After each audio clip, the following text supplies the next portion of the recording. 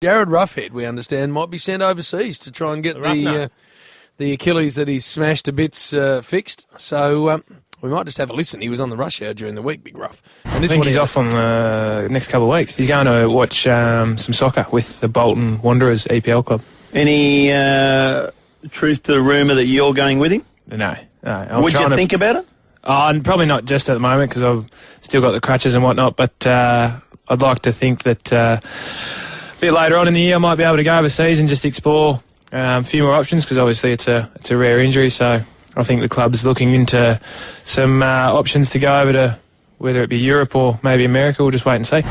Well, that's nice, Ruff, and we hope it all sorts itself out. Chief, Clarko. Yep. Well, I think we're talking about Ruffy, and all that does is reflect the fact that we don't have a lot of quality precedents here as far as torn Achilles go in the AFL. There's only been one or two, so it's just a matter of searching for more information, I think. The issue you got there, though, too, is that all the research overseas, it's for, say, sports like soccer, where the requirements on a soccer player aren't as they are for an AFL player. So I think that's part of the predicament that Jared's in, isn't it? Just gathering information, mate, is what it's all about. Russell Robertson did his. He got back okay. He wasn't the same, though, was he, Yaz? But he was 29. But I think that's the difference. 30, the couple that did them, and I think Anthony Rocker might have been the other one. Wayne Campbell did one. They were near the end of their careers, whereas Jared Roughhead's sort of in his prime. Now, can we have a conversation? I know you don't want to talk. I know you don't want to talk about it, but let's see if we can do it. It's not that I don't want to talk about it. It's just that there's nothing to say. But go ahead. Okay. Well, we're not doing it in a smart alecky way. Yes, you are, but that's all right. No, I promise you, I'm not. That's what I'm saying. If I was going to be a smart aleck, I'd tell you. You're always a smart aleck. Well, this time that's why I love you. Okay. Well, this time I'm not. I want to do it sort of seriously, because I wrote about Alistair this last week, and I'm deadly serious about the fact that I rate him enormously highly in what he's been able to do as a coach. I really do. I think that the flag was great, probably before their time. Has got the players back, all the things I've gone about. Joins us tomorrow. He's joining us online? Yep, online tomorrow. Okay.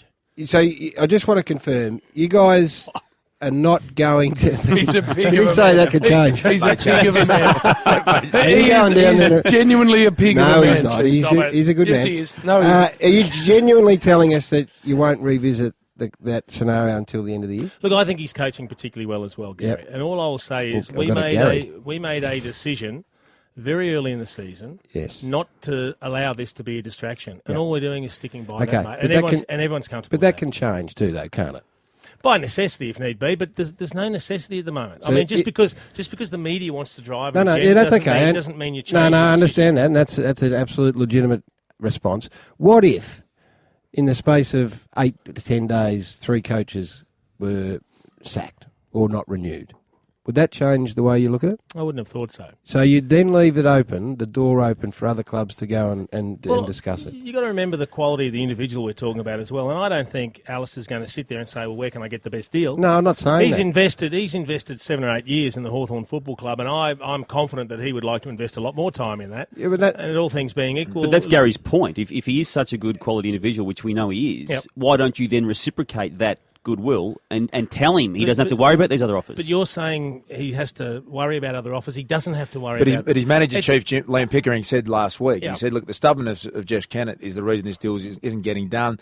We're open to offers. If Adelaide want to talk to us, offers... But that's his job, Duke. That's Liam's job. He should be doing that. That's the person in the ear of the coach who's saying they don't want to sign you, other people do. Isn't that the necessity you're talking about? They don't want to sign you. Well, they're not prepared to sign you at the moment. Everyone agreed at the beginning of the year, let's remove the distraction, because this is what the media talks about.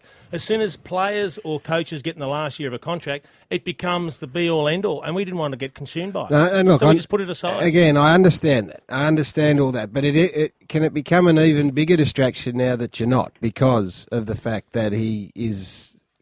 such a well-respected and regarded coach. And that if you say he's coaching so very, very well, he's got his side, despite their injury horrors, in the top 4, he seems to be ticking all the boxes. Wouldn't that be a show of goodwill and faith from your point of view to go back to Liam Pickering and say, I know we said the end of the year, but we've seen enough. We think he's doing the job and it's great. Let's start planning beyond this year. Maybe to people outside the club, the perception is it's becoming an issue. But for all the people involved inside the club, it's not an issue. It doesn't exist. So for that respect, that's why I sit here and say, well, there's nothing really to talk about. Because internally, there is absolutely nothing to talk about. But it's just that people in the media they look for things to talk about.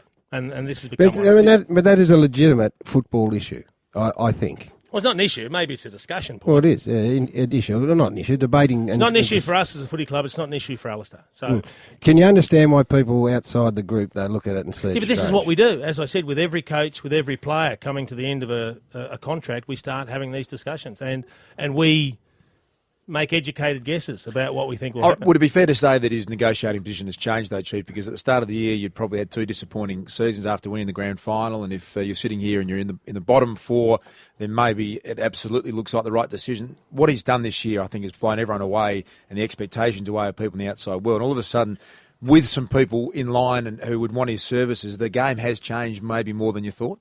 I'll tell you the fickle nature of the media. And here's the thing. We could, let's just for argument's sake, say Hawthorn signed him up this week, and then we lost the next 3 matches. Yep. The same people that were saying sign him up will say the Hawks have gone off too early. But they wouldn't they'll be regretting But they this wouldn't decision. be the ones you're worried about. We're not worried about him in the first place. That's an irrational. Exactly the point I'm but making. that's an irrational thought process. So why raise that is an issue?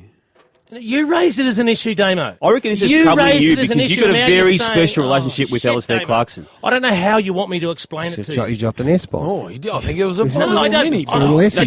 You're very close with him, and you before anyone Damo. got him that job at Hawthorn, you re-signed him. And I reckon right now, if you had your say, I should re-sign him, I should re-sign him. No, I reckon if you had your say and you weren't bound by what Jeff Kennett said, you would be re-signing him now. Just move Damo away. We nominated a process at the beginning of the year, and we'll stick to it. All right, let me ask this, and I'll wind it up on this because I'm fearing for Damo's life.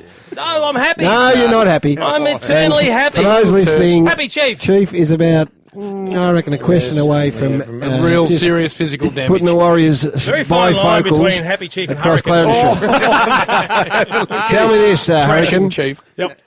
Would you feel responsible and culpable if Alistair Clarkson doesn't sign and signs with another club? Oh, you're speculating, Like Garry, a guess. and I'm not going to enter into speculation. It's a hypothetical question. Yeah, correct. Give me I'm not going to enter good into question. hypothetical. Well, I'll answer it. Damo, could you just Ooh. for a moment, please, Warrior. keep your head, shoulders, and 98% of your body out of the wolf's shooter, will you please? Just for a minute.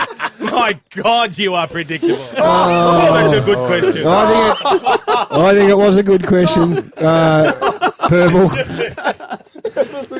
But that's what you've done is deflected my very good question.